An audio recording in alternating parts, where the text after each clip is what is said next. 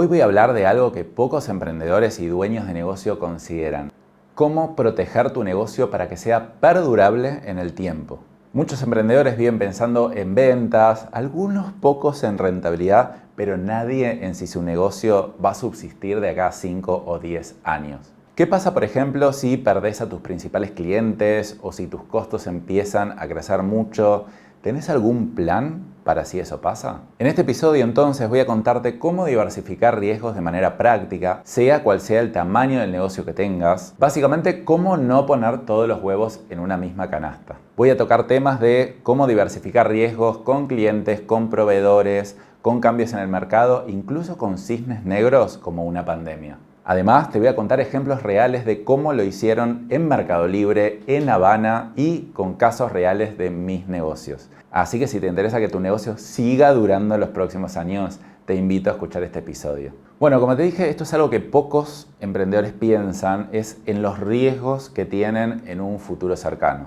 Tal vez no son riesgos que te están pasando ahora, no son cosas urgentes. Tal vez ahora estás preocupado de que un cliente te pidió tal cosa y no tenés para entregarle, o tardaste un poco, o te renunció un empleado, o lo que sea, pero no estás pensando en lo que puede pasar pronto.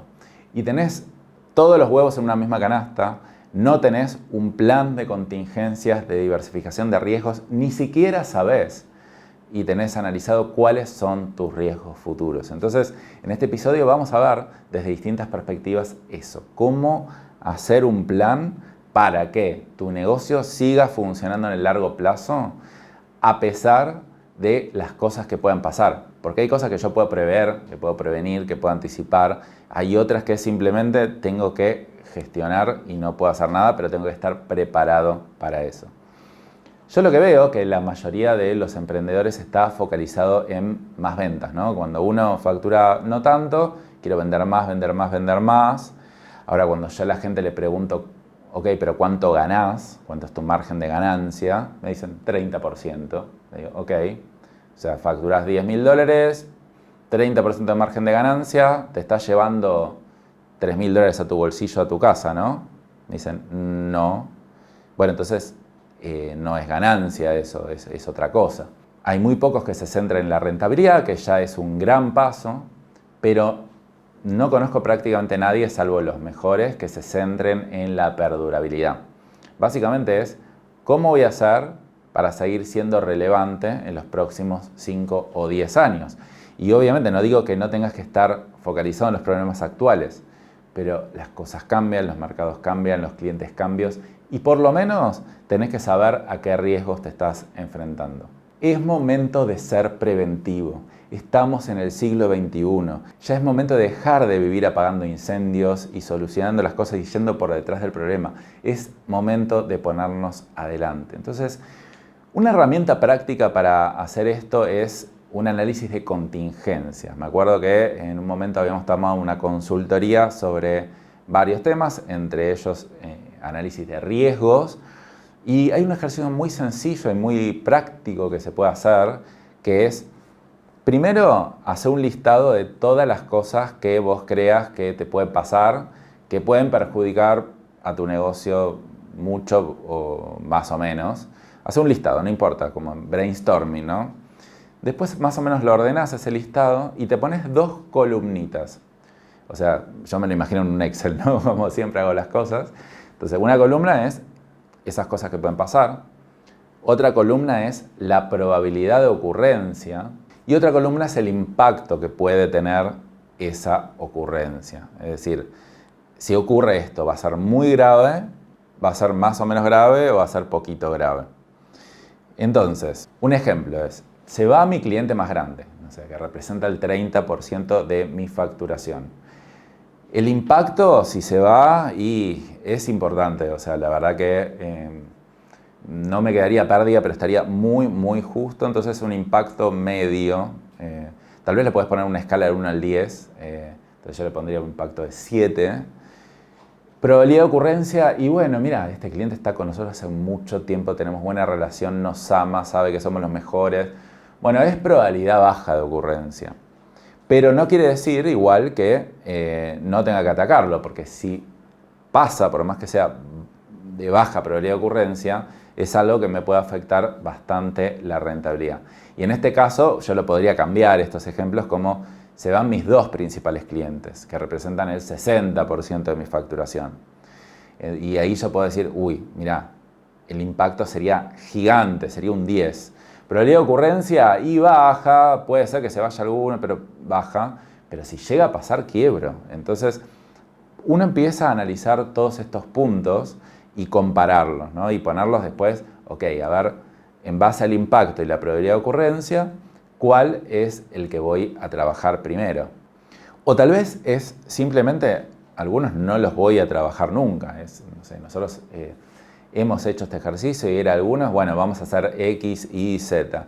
Y otros, mira, la verdad que por prioridades, por otros proyectos, porque tampoco uno puede estar todo el tiempo previniendo y tiene que estar también actuando, obviamente haciendo que las ventas crezcan, que la rentabilidad crezca, ocupándose del operativo.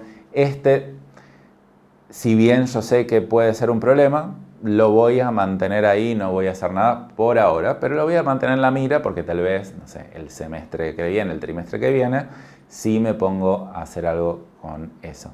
Entonces, de alguna manera vos, este ejercicio te da una perspectiva de lo que está pasando y de qué te podés ocupar y de qué no. Y después también tenés distintas posibilidades de acciones para esto. Porque vos podés decir, bueno, esto puede llegar a pasar. ¿Qué voy a hacer? ¿Voy a hacer algo proactivamente para solucionarlo? ¿O simplemente voy a preparar un plan de acción para mitigar y minimizar las consecuencias cuando esto suceda? Porque realmente no puedo evitar que suceda, pero sí puedo estar preparado por si sucede. O simplemente no voy a hacer nada. Entonces, yo te diría que hagas este ejercicio, te tomes un tiempo y elijas cuáles son las tres cosas principales. Obviamente, uno después las ordena y dice, voy a empezar por cuál. Y por la que tiene más impacto y más probabilidad de ocurrencia. Siempre. Después tal vez sigo por las de más impacto y media probabilidad de ocurrencia. O las de medio impacto y más probabilidad de ocurrencia. Ahí vas viendo vos. Pero va a ser muy claro para vos ese ranking de en dónde te tenés que focalizar primero. Bueno, pero esto es muy lindo a nivel teórico, pero vamos a ver ejemplos prácticos que pueden llegar a pasar y vamos a ir viendo distintas perspectivas. Vamos a empezar por el tema de clientes. Algunas cosas las voy a pasar más rápido, simplemente para nombrártelas y que las tengas en mente y después te armes tu tablita. Es la incobrabilidad. Che, ¿qué chances tengo de que mis clientes o varios no me paguen, me dejen de pagar? Es algo que nosotros lo tenemos bastante solucionado porque lo trabajamos un montón, siempre cobramos por adelantado, si no se da de baja al cliente, pero uno, viste, a veces siempre puede estar luchando con eso y ese es un tema a analizar. También temas legales con clientes, que en general si uno no trabaja con clientes grandes es muy raro que sucedan, entonces yo por lo menos en mi cabeza no lo tengo muy presente. A lo largo de mis 12 años en estas empresas actuales que tengo, una sola vez me llegó una carta documento de un cliente que no era nada importante, se la contesté y ya está, fue el único atisbo de tema legal que puede llegar a tener.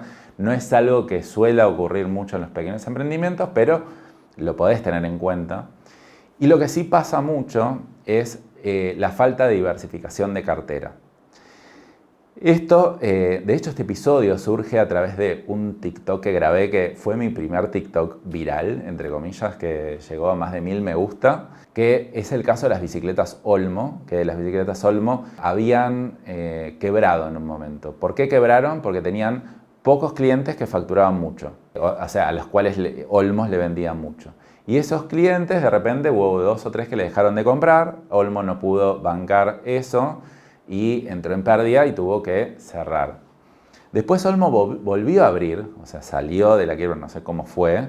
Tuvo como política que ningún cliente va a representar más del 5% de su facturación.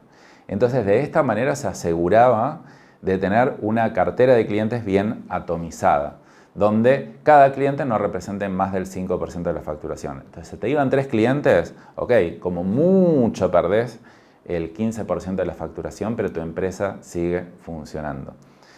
Y acá pueden surgir varias controversias, pero a ver, pero si alguien me quiere comprar más, ¿qué hago? ¿No le vendo? A ver, yo no estoy diciendo que no, yo estoy diciendo que acá hay una contingencia que vos tenés que ver cuál es tu política para ver cómo la trabajás. En nuestro caso, en nuestra empresa, que yo soy economista y ultra conservador con este tipo de cosas, es ningún cliente puede representar más del 3% de nuestra facturación. Yo prefiero trabajar con clientes chicos, entre comillas, tampoco son súper chicos, pero son fees depende en Clienti de $200 por mes, en GoDigital de más o menos $500 por mes. En su momento se han presentado oportunidades de trabajar con clientes grandes que te pagaban montos como $10.000, $15.000, $20.000 por mes y nosotros dijimos que no, porque justamente era un cambio de foco y también podía llegar a pasar esto. Todos nuestros recursos iban a estar atendiendo a ese cliente y de repente se daba de baja y iba a ser un problema.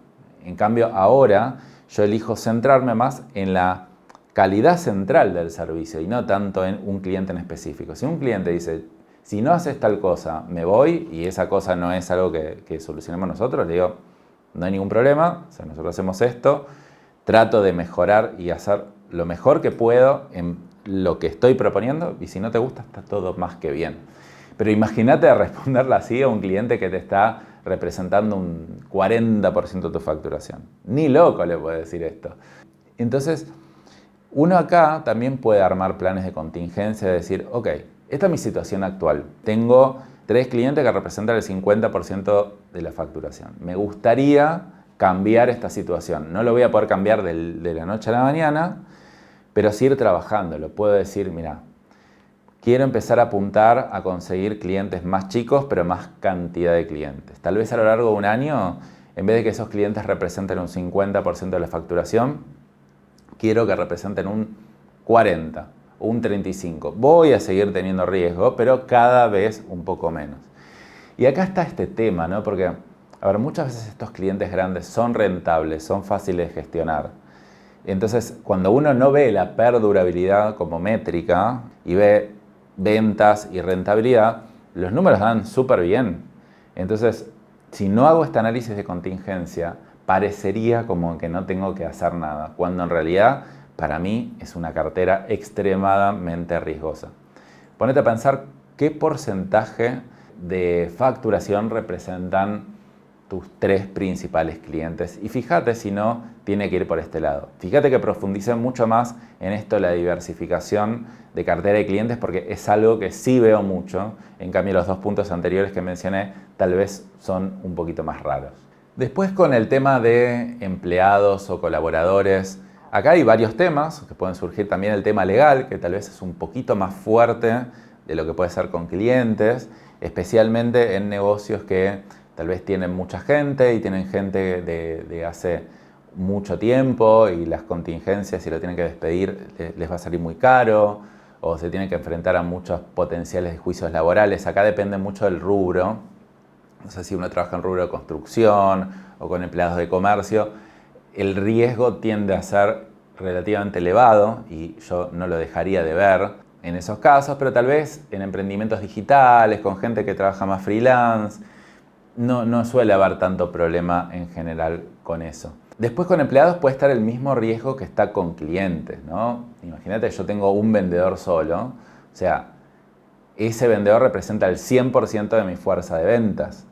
Si esa persona se va o empieza a trabajar mal, yo tengo un riesgo enorme. O sea, es como si tuviera un solo cliente y ese cliente representara el 100% de mi facturación. Es el caso muy parecido.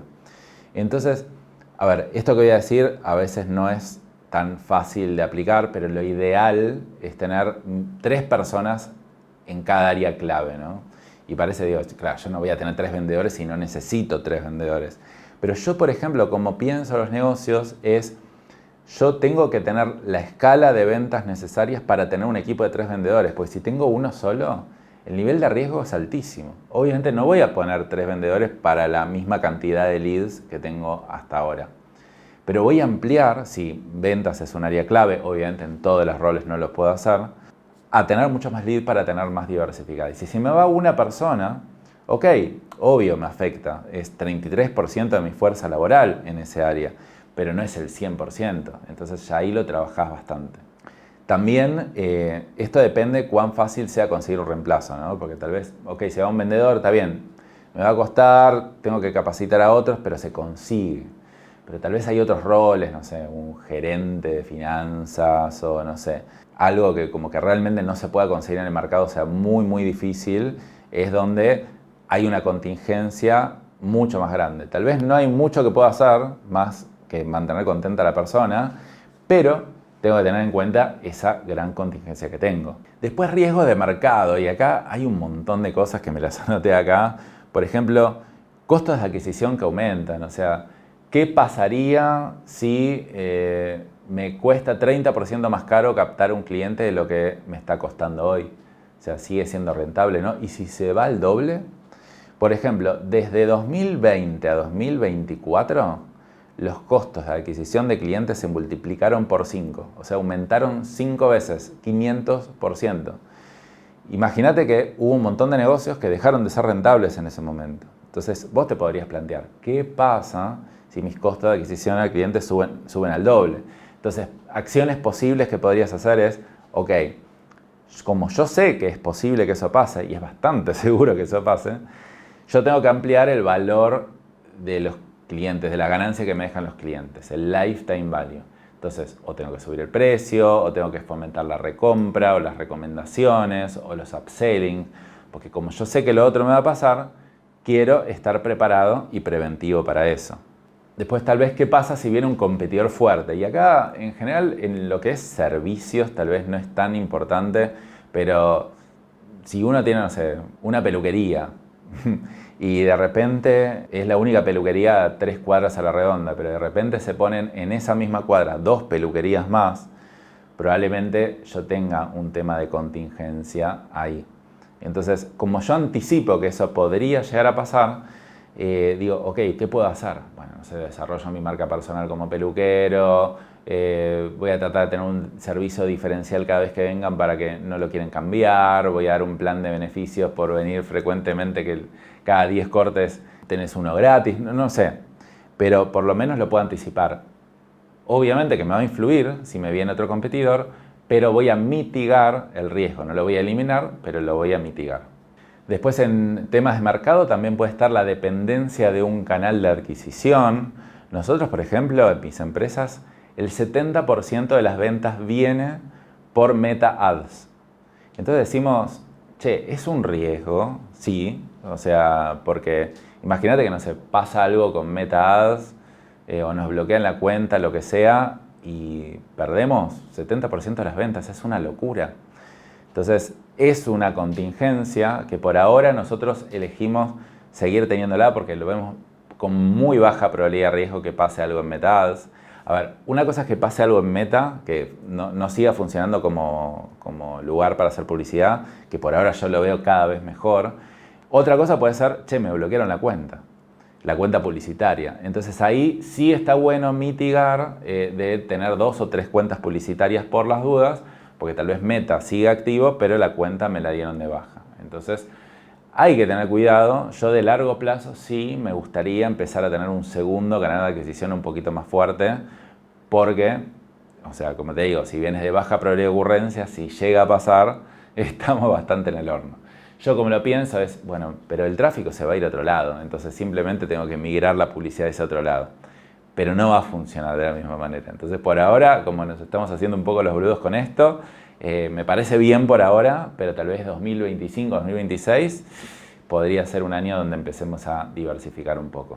Después, el ejemplo de Mercado Libre, también en temas de mercado es, ok, Mercado Libre en su momento dependía solo de las comisiones por venta en su marketplace, o sea, ganaba solo por eso. Y estaba bien, estaba bueno, pero yo qué sé, no sabía cómo iba a ser ese negocio en un futuro.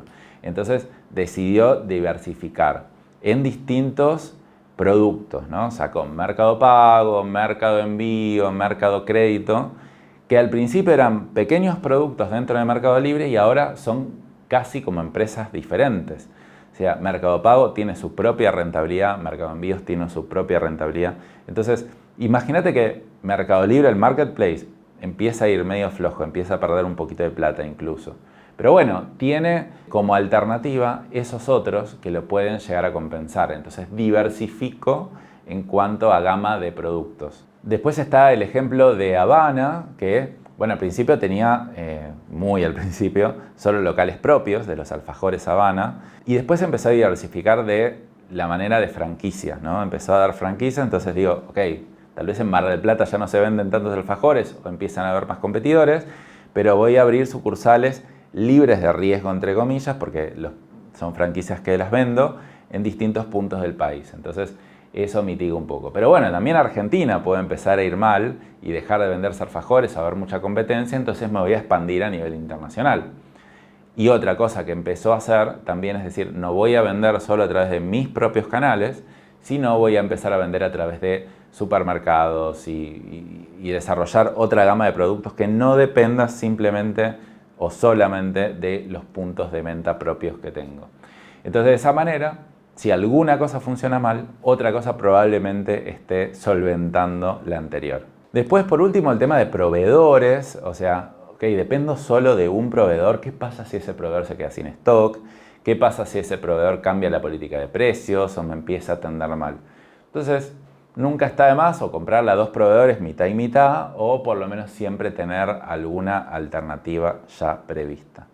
Y después están las cosas como que son como los cisnes negros, como cosas que jamás uno pudo prever que pasen, como la pandemia, por ejemplo. Nosotros somos muy preventivos en esto, en contingencias, diversificamos en países, le vendemos a varios países, en tipos de cliente, en provincias, en todo.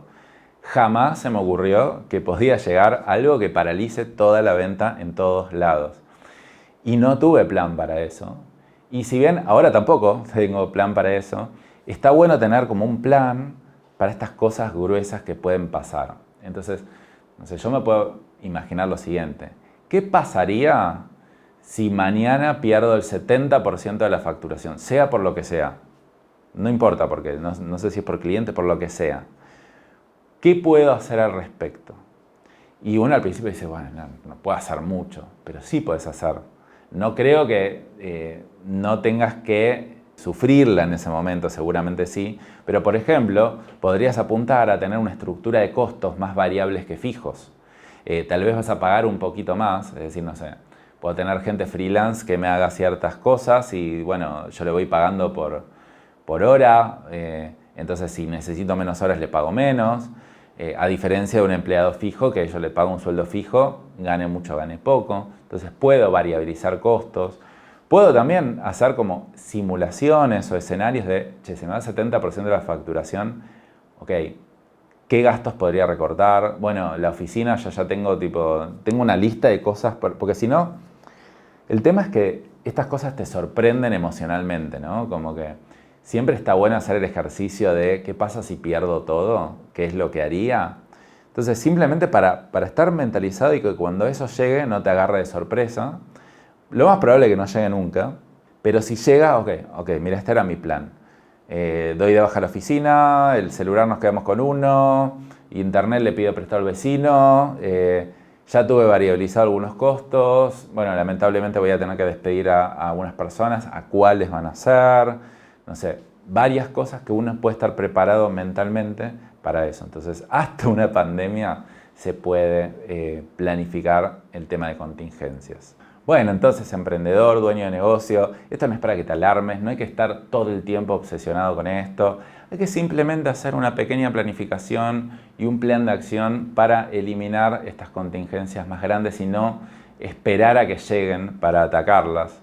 Y vivir un poquito más tranquilo, vivir de manera un poco más planificada, un poquito más preventiva y no estar corriendo todo el tiempo atrás apagando incendios.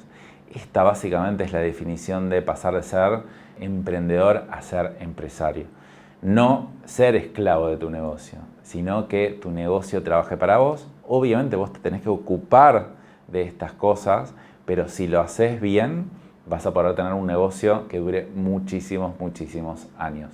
Nos vemos la próxima. Chao.